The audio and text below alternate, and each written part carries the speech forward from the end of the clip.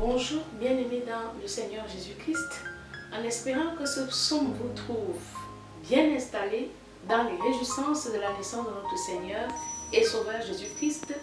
Nous espérons que la gloire de notre Dieu et la fidélité de notre Dieu, révélée à la lumière du psaume 19, viendra rajouter plus de confiance, plus de foi et plus d'espérance à cet impact que nous vivons chaque fin d'année, qui témoigne l'arrivée d'un sauveur, d'un messie, d'une consolation, d'un moyen pour nous d'être justifiés, acquittés, blanchis et restaurés dans la présence de notre Père. Bien-aimés, nous vivons solennellement, de manière universelle, le témoignage de ce qu'un sauveur nous est né, à l'image de cette fête que nous célébrons tous dans tous les pays et à l'échelle planétaire, la naissance de notre Seigneur Jésus-Christ. Dans la lumière du psaume 19, la parole de Dieu vient nous repositionner, vient rétablir la vérité au sujet du véritable Dieu, du Dieu éternel. Lorsque nous sommes nés, nous avons trouvé des dieux ou alors des images qui parlent du Dieu que nous célébrons le 25 décembre. Bien-aimés, il y a une confusion dans tout ceci qui a pour objectif de diluer la qualité de notre foi. Or, nous le savons tous, sans la foi, il est impossible d'être agréable à Dieu. Bien-aimés, c'est tout comme quand tu as des enfants à la maison. Tu as un enfant qui fait des choses qui t'honorent et tu as envie, de manière joyeuse, de lui confier plus encore.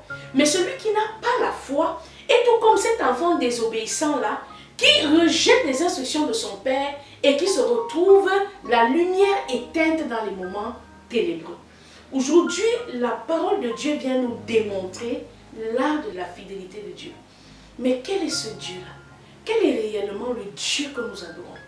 Parce que lorsque nous regardons aux images d'un berger qui paie un troupeau, ou ces images de Jésus-Christ représentées dans des livres ou dans des films, bien aimés, la qualité de notre foi ne peut pas jaillir des profondeurs de notre cœur pour être agréable au Seigneur. Souvenons-nous que Caïn avait fait une offrande. Abel a aussi fait une autre offrande. Mais la Bible déclare que Dieu a aimé l'offrande d'Abel. Pourquoi? Parce que certainement Abel a offert à Dieu avec la foi. Mais Caïn a offert à Dieu comme obéissant à une loi.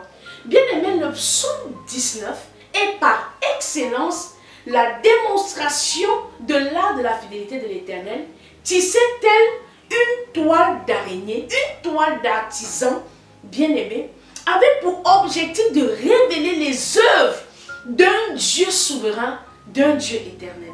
Tu n'as donc plus besoin de regarder à une image d'un Jésus-Christ accroché sur la croix.